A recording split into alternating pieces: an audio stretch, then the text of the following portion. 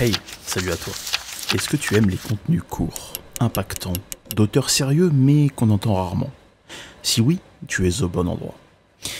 Si tu veux un résumé du contenu qui arrive, rends-toi directement à l'introduction de la vidéo. Clique directement sur le chapitre dans la description là.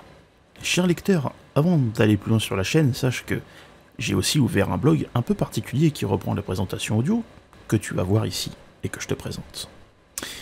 Je t'encourage donc à faire un tour dessus, direction la page synthèse des lectures, pour que tu puisses t'approprier le contenu, somme toute sommaire, mais qui te permettra d'avoir, avec précision et en pas moins de 2 minutes, des informations précises et de qualité.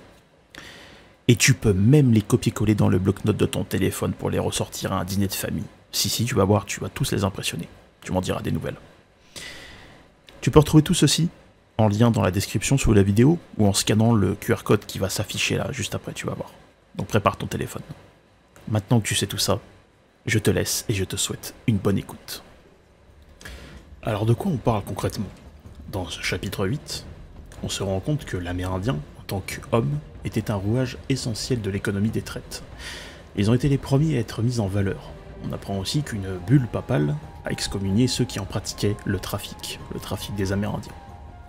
C'est donc les productions et les récoltes faites par ces derniers qui permirent à l'élite locale d'avoir les fonds pour faire venir des Africains noirs.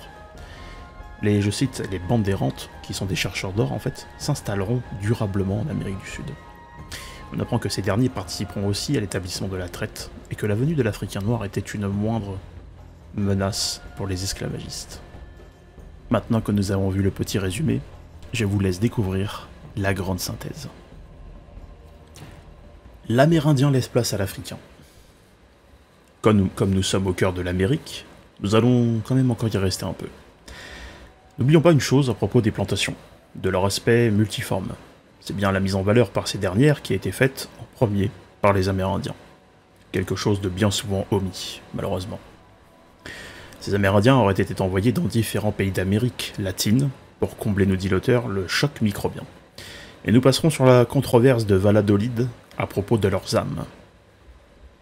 Elle fut d'ailleurs répudiée en 1639 par une bulle papale excommuniant les personnes pratiquant le trafic de ces derniers, c'est-à-dire les Africains noirs. Mais cette bulle s'accommoda volontiers avec les pouvoirs politiques qui s'en servaient pour affermir leur pouvoir, pour passer comme moins agressifs, tout en incluant d'autres motifs économiques. Par exemple, en Caroline du Sud, les colons se plaignaient de l'orgueil et du refus de travailler des Amérindiens. Et de mon côté, je suppose, étant dans une position plus de servage que d'esclavage, vu les décisions mentionnées plus haut. En fait, il représentait à l'époque 15% d'une ville de 12 000 habitants, selon un gouverneur. C'est ce qu'il cite dans son livre. Les Anglais préféraient d'ailleurs déporter les Amérindiens au combat plutôt que de les laisser sur place, leur connaissance du terrain étant trop préoccupante pour les Britanniques. Autre fait très intéressant, c'était l'interconnexion entre la diffusion progressive d'esclaves africains noirs aux Amériques, comparativement aux Amérindiens, qui résident pour ces derniers surtout par leur présence, mais aussi par le fait est que, pour faire fleurir le business des denrées tropicales, la main-d'œuvre devait d'abord être locale. De ce fait, c'est bien elle qui produisait assez de valeur pour que le colon puisse faire venir d'autres ressources humaines. Les vendeurs d'or avaient aussi la main mise à l'intérieur des colonies. Leur essor favorisera la sédentarisation des, je cite, bandes errantes, et la désagrégera des réseaux de traite indiens. Pour faire plus court, cette lente transformation des déportés africains, des Africains noirs, amena aussi son lot de maladies aux Amériques.